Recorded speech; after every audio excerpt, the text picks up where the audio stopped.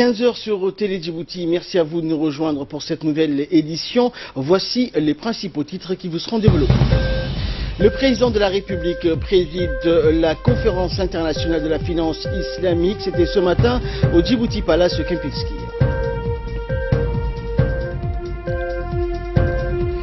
Et bilan de la première année de Trump à la Maison-Blanche.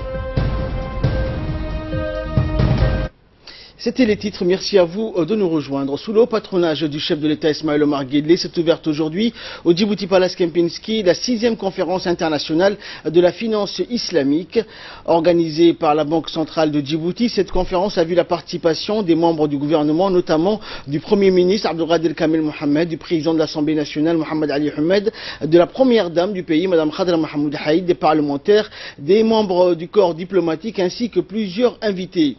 Cette conférence capitalise les succès enregistrés lors des précédentes rencontres où plus de 250 leaders islamiques de toute l'Afrique et de l'étranger se réunissent donc chaque année pour discuter de nouvelles stratégies visant à stimuler le commerce et l'investissement entre l'Afrique, les pays de l'organisation de la conférence islamique, l'OCI. Le thème retenu cette année évoque la nécessité de libérer le potentiel économique et stratégique de la finance islamique en Afrique. Il s'agit de renforcer les infrastructures financières, le commerce et les investissements en donnant plus de valeur aux actifs ou parts des capitaux appelés soukouk. Et à son arrivée, le chef de l'État, donc Ismaël Omar Guelleh, a été accueilli par le Premier ministre et le gouverneur de la Banque centrale de Djibouti. La conférence est ouverte par une série d'interventions, dont celle du gouverneur de la Banque centrale de Djibouti, Ahmed Ousmane, du directeur général de la Banque Al-Maghreb du Maroc, Abdelrahim Bouaza, et du secrétaire général de l'International Corps Aoufi, Dr Hamed Hassan Merah, et de Paul Mutoro, directeur général des autorités du marché des capitaux du Kenya. Tous ont tour à tour exprimé leur point de vue sur la finance islamique, son contexte global, sa croissance, sur la création de plus en plus de banques islamiques en vulgarisant leur réglementation. Rappelons que cette conférence des banques islamiques en Afrique est la 6e du genre à se tenir à Djibouti. C'est un rassemblement novateur qui réunit régulièrement des leaders mondiaux de tous les secteurs d'activité pour stimuler le potentiel de la finance islamique en Afrique.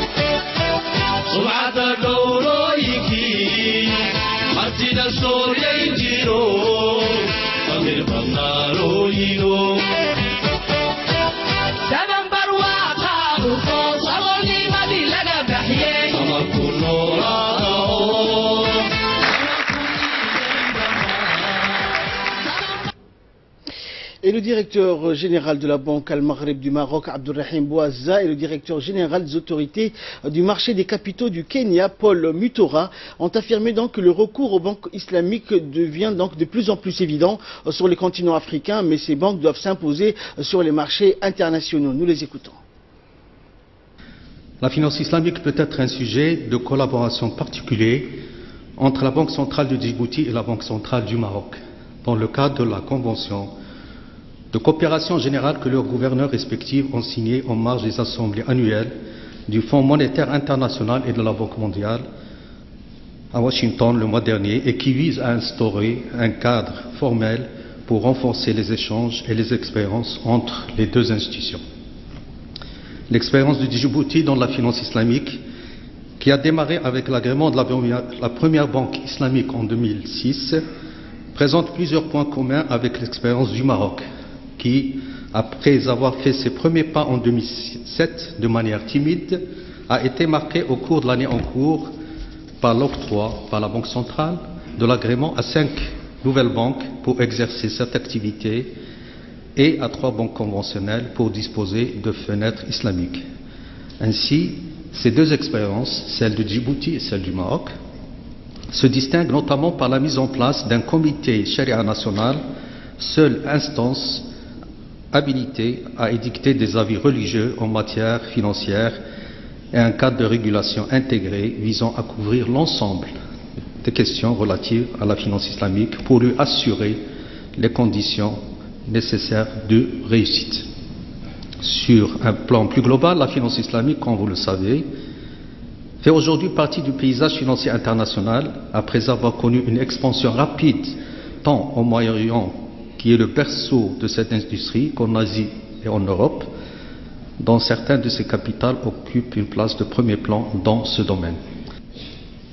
Il y a un peu plus de 2 ans, la communauté internationale s'était réunie à Addis Ababa, à quelques encablures de là, pour y définir les objectifs de développement durable et la nécessité de transformer les milliards de financements disponibles pour le développement en milliards de dollars d'investissement.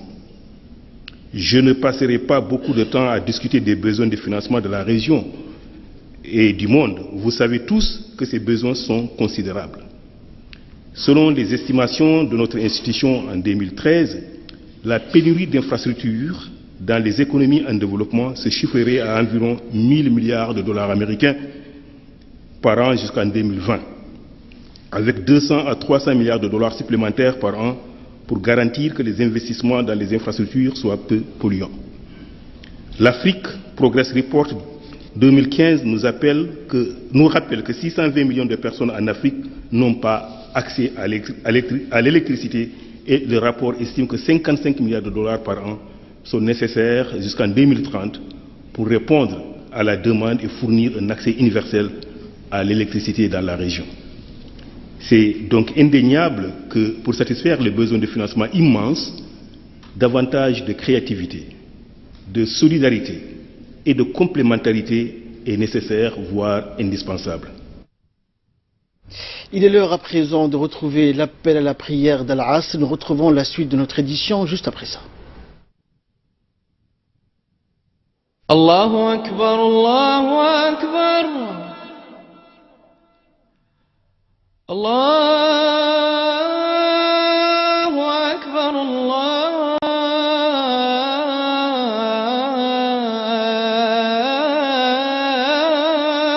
Akbar.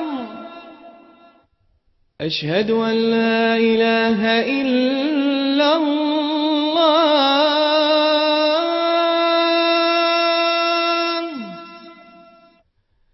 أشهد أن لا إله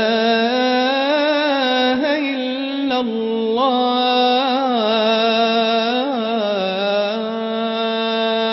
الله أشهد أن محمدا رسول الله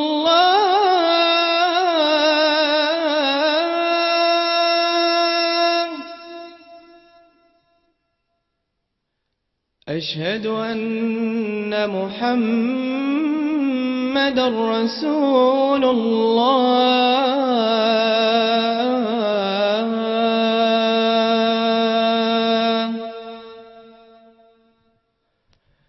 حي على الصلاة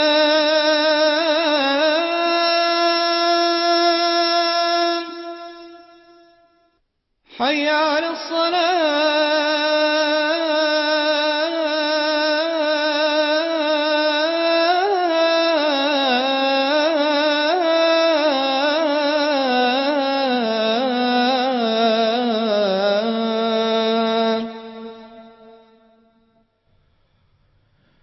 حي على الفلاح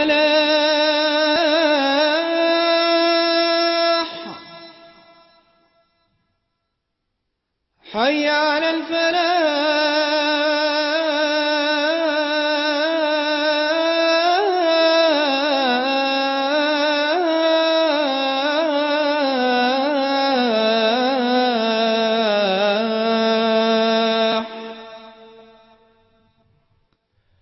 الله أكبر الله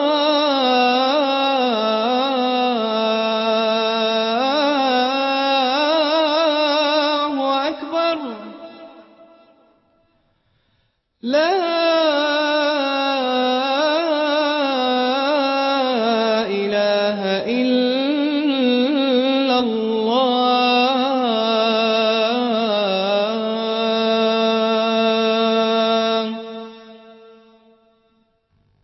اللهم رب هذه الدعوة التامة والصلاة القائمة آت سيدنا محمدا الوسيلة والفضيلة وابعثه اللهم مقاما محمودا الذي وعدته إنك لا تخلف الميعاد.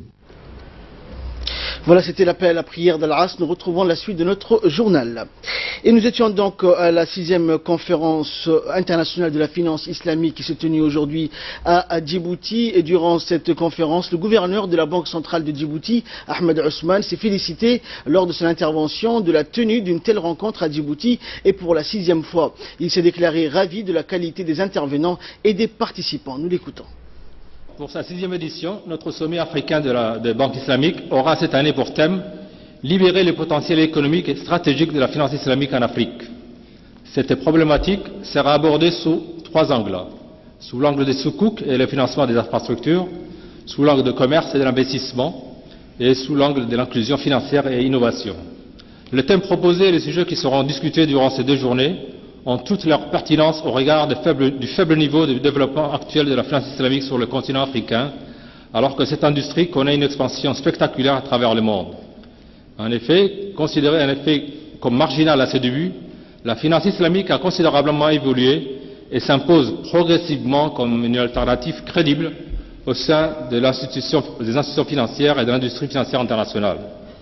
En seulement 40 ans d'existence, la finance islamique moderne a fait une percée spectaculaire et enregistre aujourd'hui une croissance robuste estimée à plus de 17% par an au cours des 10 dernières années. Les actifs générés par la finance islamique, évalués à près de 200 milliards en 2001, dépassent actuellement les 2000 milliards et devraient dépasser les 3500 milliards dans les 3 prochaines années. Dans le même temps, Et le chef de l'État donc a pris la parole lors de cette conférence. Il a indiqué que la République de Djibouti donc est fière d'accueillir pour la 6e année consécutive le sommet annuel des banques islamiques en Afrique. On écoute le président de la République. Ladies and gentlemen, Assalamu alaikum wa rahmatullahi ta'ala wa barakatuh.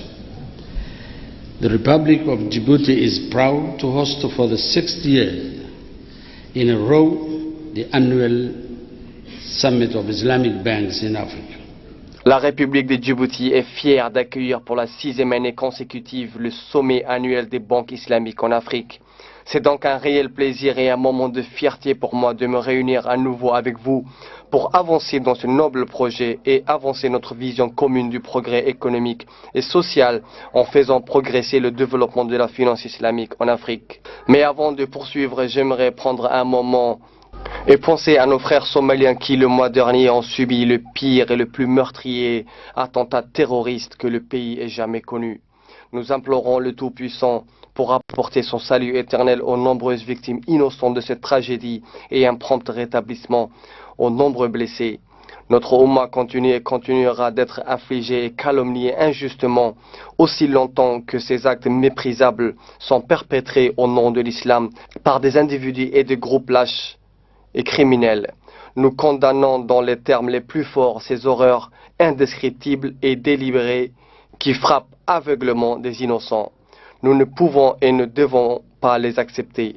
Mesdames et messieurs, La présente édition du sommet revêt une importance particulière pour Djibouti, car c'est l'année où mon pays et moi avons reçu le prestigieux Global Islamic Finance Award. Tout en appréciant cette reconnaissance de notre modeste contribution au développement de la finance islamique à Djibouti, c'est aussi le résultat du travail de ce sommet annuel de l'IPSA, qui, année après année, nous apporte une plus grande visibilité internationale. C'est pourquoi je voudrais partager ce prix avec tous les éminents experts qui nous accompagnent dans ce projet. Ce prix est la reconnaissance internationale qu'il nous rend, nous honore, mais en même temps nous impose le défi d'aller au-delà, afin d'ancrer de façon permanente la finance islamique en tant que vecteur de progrès économique et social dans nos pays. Mesdames et messieurs, il serait inapproprié pour moi, devant cette auguste congrégation composée de praticiens et d'experts internationaux en finance islamique, d'esquisser le développement spectaculaire de la finance islamique, en particulier au cours de cette dernière décennie. La finance islamique doit son succès à ses fondements mêmes et à ses principes de fonctionnement tirés de la charia, qui la met à l'abri du choc et des crises. En outre, son lien étroit avec l'économie réelle et la nature compétitive des banques islamiques, ainsi que leurs produits financiers innovants, expliquent la remarquable performance de l'industrie financière islamique. Ce sont ces deux valeurs intrinsèques à la finance islamique qui l'ont aidé à s'étendre au-delà de sa sphère naturelle. Cette formidable percée mondiale dans la finance islamique et son immense potentiel inexploré nous remplissent d'espoir pour nos objectifs de développement rapide et durable. Mais la question qui se pose avec acuité est la suivante. Pourquoi notre continent lutte-t-il pour attirer ces ressources importantes drainées par la finance islamique, puisqu'il est clair que la pénétration de la finance islamique en Afrique est encore très faible, et 2% selon les sources. Pourtant, l'Afrique abrite la moitié des musulmans du monde. Le temps était révolu où l'Afrique était un spectateur du développement international et dépendait uniquement de l'aide publique au développement pour sa survie. Aujourd'hui, l'Afrique est un continent de forte croissance et loin d'avoir exprimé tout son potentiel, car cela est de bon augure pour les perspectives de croissance et les opportunités d'affaires futures pour tout investisseur. Pas moins de 100 milliards de dollars US par an sont nécessaires pour financer ces investissements. Ainsi, nous sommes à la recherche de ressources, mais à des conditions économiquement et socialement acceptables. Et de cette manière, nous sommes fermement convaincus que la finance islamique est la réponse la plus appropriée. C'est pourquoi nous attachons beaucoup d'importance à ce sommet, car c'est un cadre idéal d'échange et de réflexion pour nous guider dans les voies et moyens à suivre pour lever les différentes barrières au développement de la finance islamique sur notre continent. Pour notre part, nous nous concentrerons déjà sur les principales faiblesses, notamment en ce qui concerne l'amélioration du climat des affaires, le renforcement des cadres réglementaires et la formation dans le domaine de la finance islamique.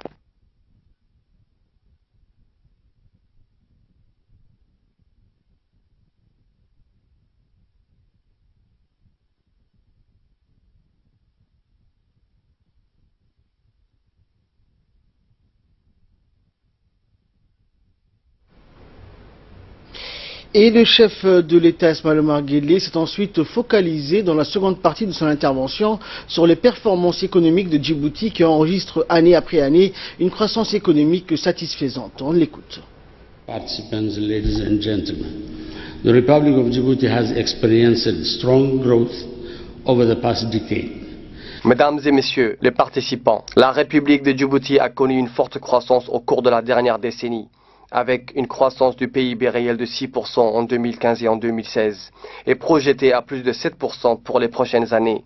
Ces performances sont les fruits de notre vision de développement basée sur une économie de services à haute valeur ajoutée, totalement ouverte sur le monde extérieur. Nous avons fait le pari de faire de Djibouti un pôle stratégique commercial et financier à vocation régionale. À cette fin, nous avons investi plus de 10 milliards de dollars dans les infrastructures portières, routières, énergétiques et de télécommunications et avons procédé à des réformes importantes dans le domaine commercial, fiscal et douanier, ainsi que dans le secteur financier. Ces projets d'infrastructure alimentent la croissance économique de notre pays tout en consolidant les bases de son développement. Mesdames et messieurs, Dans cette vision stratégique, Djibouti a choisi de se concentrer sur son secteur financier pour soutenir sa croissance et son développement. Les grandes réformes entreprises ces dernières années pour améliorer le climat des affaires et la réglementation financière ont commencé à porter leurs fruits. La finance islamique à Djibouti est née en 2006 avec la création de la première banque islamique. Aujourd'hui, le nombre d'opérateurs et d'institutions financières continue de croître et de se diversifier tout en continuant à attirer de nouveaux investisseurs. Par conséquent, afin de soutenir pleinement l'expansion et l'influence de notre centre financier, nous accordons une attention particulière à la révision périodique et à la mise à jour des textes réglementaires conformément aux normes internationales. En conséquence, les banques islamiques ont un cadre juridique spécifique complété par la création d'un comité national de la charia. Les banques islamiques, pour leur part, montrent un réel dynamisme qui leur donne une part de marché croissant. L'ancrage de la finance islamique dans le paysage financier de Djibouti est maintenant établi et les performances exceptionnelles des banques islamiques contribuent au développement de notre secteur financier. Honorables invités, nos pays ont fait beaucoup de progrès, mais il reste encore beaucoup de défis à surmonter. La croissance économique n'est pas une fin en soi, mais un moyen de bâtir une société juste, équitable et prospère où les gens sont au centre de toutes les préoccupations. Pour ce faire, nous devons redoubler d'efforts et investir massivement dans divers domaines stratégiques clés, tels que les infrastructures, l'énergie, l'éducation, la santé, l'eau, etc.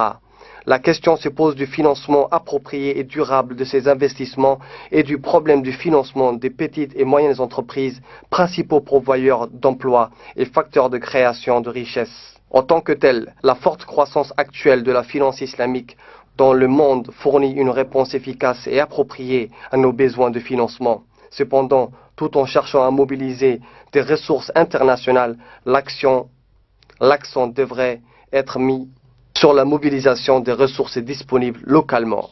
Et à cet égard, il est clair que la contribution des banques locales au financement de l'économie est insuffisante, malgré les réformes entreprises pour améliorer leur environnement d'affaires.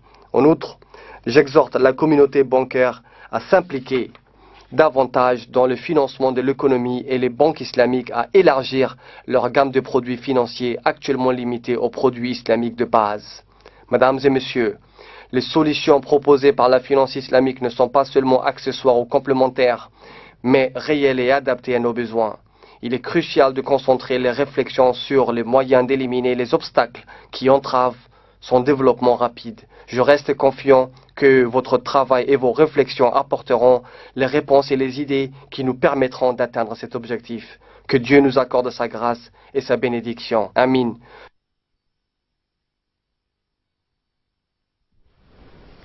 Et à l'issue de cette cérémonie, de cette conférence donc internationale sur la finance islamique, notre équipe sur place a pu recueillir les réactions des participants.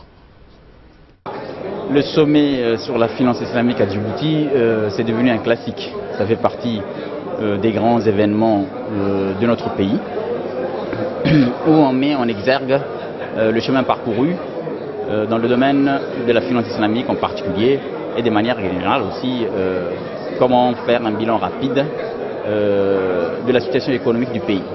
Vous l'avez entendu, les différents intervenants à la tribune officielle ont brossé le tableau de Djibouti, et en des termes plutôt réconfortants et encourageants. Je me rappelle encore de l'intervention de M. Ousmane, le vice-président de la Banque mondiale, qui par le passé a séjourné à Djibouti, et il a donné une lecture très intéressante, parce que c'est un expert. 10 ans après, il retrouve les pays, et il disait que nous avions connu une métamorphose littéralement de la situation économique et sociale du pays. Et donc je disais, c'est un événement phare qui donne une visibilité du chemin parcouru par notre pays dans le domaine économique et financier. Et revenons donc justement sur cette conférence internationale de la finance islamique qui a eu lieu donc aujourd'hui au Djibouti Palace Kempinski sous le patronage du chef de l'État avec notre invité donc de cette édition. Bonjour, vous êtes monsieur Abdurrahman Roblé, chef de service banque à la Banque centrale de Djibouti. Bonjour. Bonjour. Et merci à vous donc d'avoir accepté notre invitation. Alors vous avez participé donc aujourd'hui aux côtés du chef de l'État et de plusieurs autres personnalités à cette conférence islamique. Quelle a été était l'objet principal de cette conférence? Merci Ahmed. Comme vous l'avez bien dit, aujourd'hui nous avons organisé le 6e sommet des banques islamiques en Afrique. Et en fait, le thème en fait, de ce sommet consistait comment libérer les potentiels économiques et stratégiques de la finance islamique en Afrique. Comme vous savez, notre pays enregistre une croissance économique exceptionnelle durant ces 15 dernières années, avec notamment de nombreux projets en cours, notamment la mise en place de nouveaux ports internationaux, un chemin de fer électrique moderne vers l'Éthiopie, ainsi que des hôtels de luxe, des complexes commerciaux, des hôpitaux, des logements à travers Djibouti. Et sans oublier, comment dirais-je, l'addiction, le projet d'addiction d'eau en prévenance de l'Éthiopie.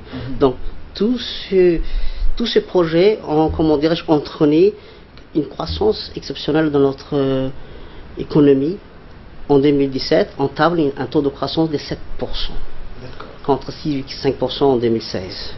Donc, si on revient au thème de la finance islamique, comme vous savez, la finance islamique a largement contribué au financement de notre économie et a pris pied dans le système bancaire du pays.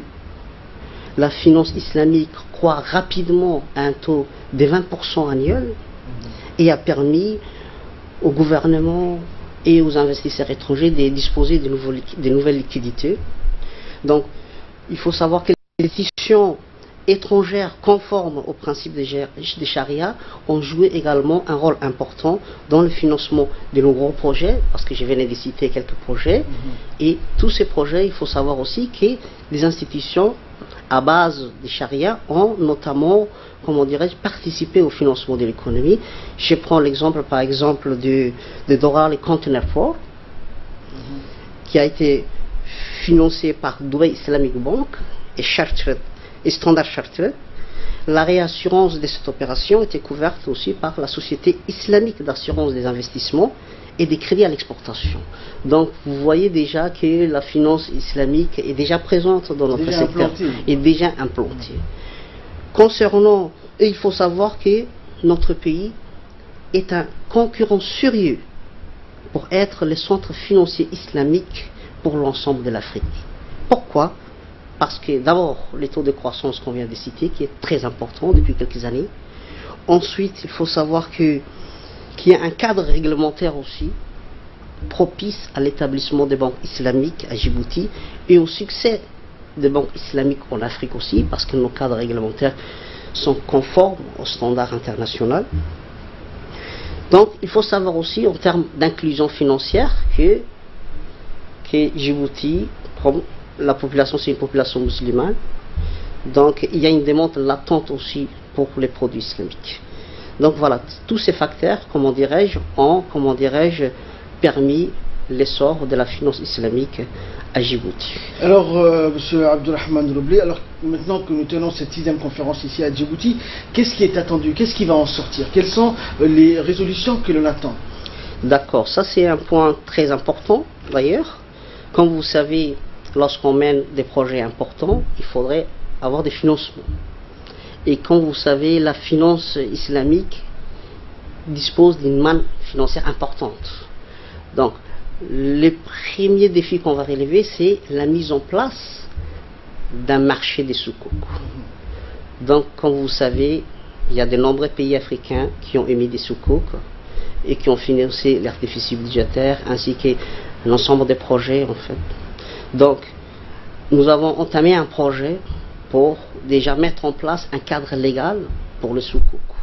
Déjà, ça, c'est un premier défi qu'on va le surmonter prochainement. Deuxième point important, c'est la normalisation des normes comptables.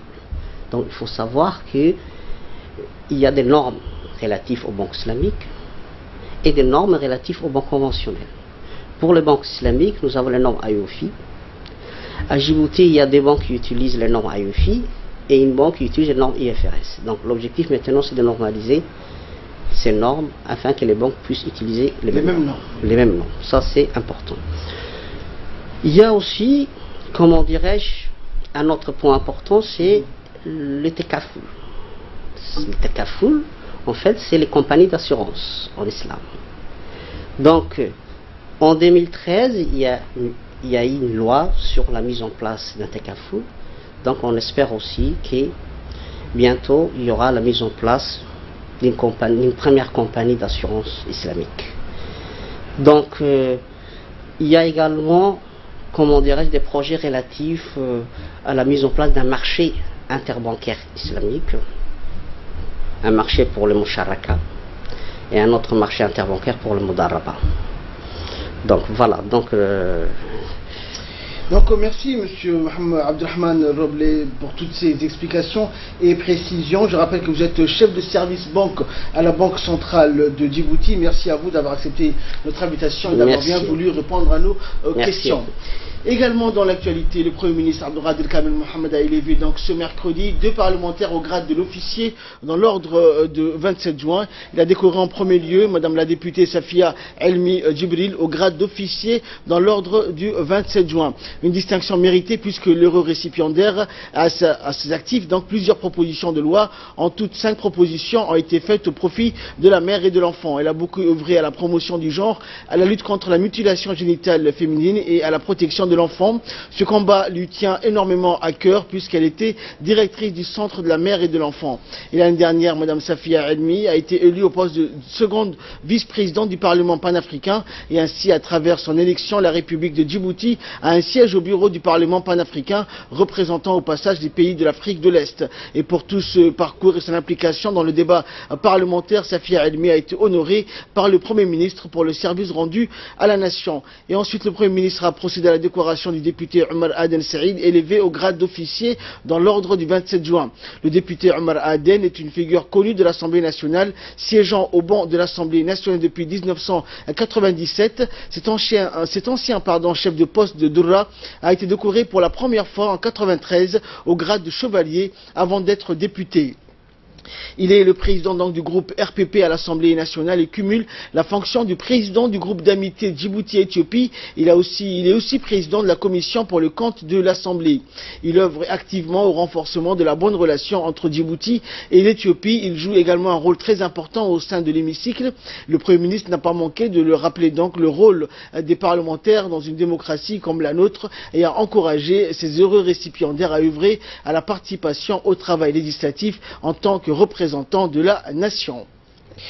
Également dans l'actualité, le général de corps d'armée Zakaria Cher Ibrahim a tour à tour reçu hier dans son bureau à l'état-major général des armées, l'attaché de défense saoudien et l'ambassadrice donc de Grande-Bretagne.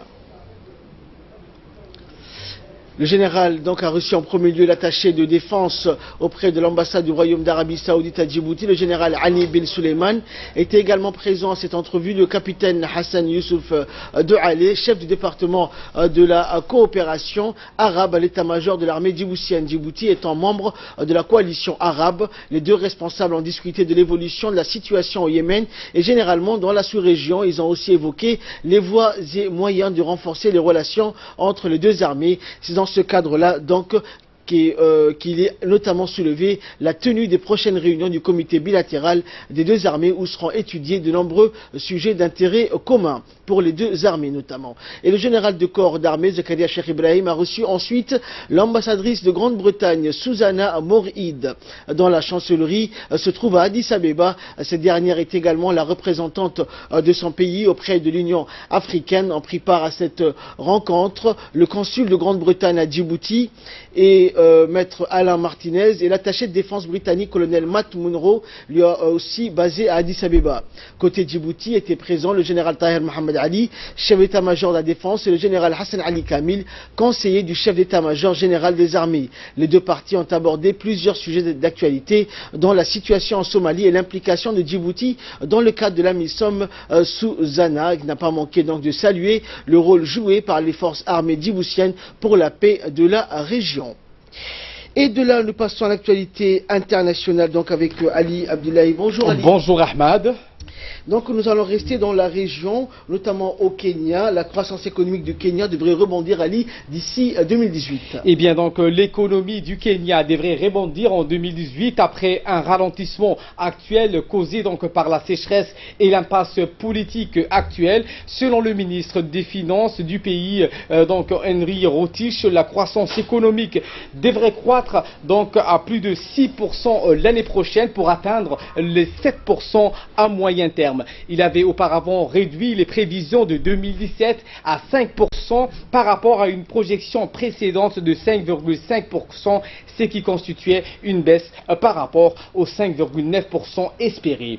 Le patron des finances a indiqué que les recettes perçues au cours des 4 premiers mois de l'exercice 2017-2018 avaient été donc inférieures de 40 milliards de shillings, soit 386 millions 47 centièmes de dollars. Il affirme que le gouvernement étudie pour l'instant les différents paramètres visant donc à lever ce pays du plafond économique, notamment les plans d'infrastructure pour faciliter le commerce régional. Et enfin, donc, la première année d'exercice de la fonction du président Donald Trump à la Maison-Blanche, revers électoraux, Ali, pour les républicains. Sulfureux président, peut-on le dire. Donc, Donald Trump du parti républicain a subi hier plusieurs défaites électorales qui ont donc pris l'allure de référendum anti-Trump. Les démocrates ont remporté les sièges de gouverneur de Virginie et du New Jersey, ainsi que la mairie de New York. Le président américain Donald Trump célèbre donc a célébré hier le premier anniversaire de son élection à la Maison-Blanche, mais son parti républicain a subi la veille plusieurs défaites électorales à l'allure de référendum contre lui. Donc les candidats démocrates au poste du gouverneur en Virginie et dans le New Jersey, respectivement Ralph Northam et Philly Murphy, ont ainsi tous les deux battu des candidats républicains Ed Gillespie et Kim Guiadagno qui avaient gardé leur distance avec Donald Trump. Merci Ali pour toutes ces explications. Merci à vous de nous avoir suivis. C'est la fin de cette édition. Excellent après-midi sur Télé Djibouti.